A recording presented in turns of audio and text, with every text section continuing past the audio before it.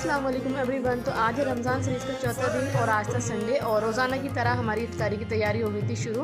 आज मैंने बनाई थी दो अलग अलग तरीके की पकौड़ियाँ जैसे कि मैंने आपको दिखाया, और उसके बाद आज मैंने बनाया था कुछ स्पेशल इफ्तारी में, और वो था सोयाबीन के कबाब। उसके बाद मैंने जो फ्रूट्स थे वो अपने फ्रिज से निकाल कर बाहर रख दिए थे क्योंकि बहुत ज़्यादा ठंडे होते हैं। बाहर निकालने के बाद मैंने फ्रूट्स को कट करके रख दिया था साइड में और बना ली थी हरी चटनी कबाब से खाने के लिए। और ये मेरी इफ्तारी है पूरी बनकर तैयार हो चुकी थी और फल भी कट चुके थे, पकौड़ियाँ भी बन चुकी थी। तो आप बताइएगा ज़रूर आपको आज की इफ्तारी कैसी लगी। और हम सब एक साथ बैठे, दस्तरखान बिछाया और हमने दुआएं करी और इस तरीके से आज का हमारा रोज़ा होता है कंप्लीट। तो मिलते हैं नेक्स्ट वीडियो में। अल्लाह हाफिज़।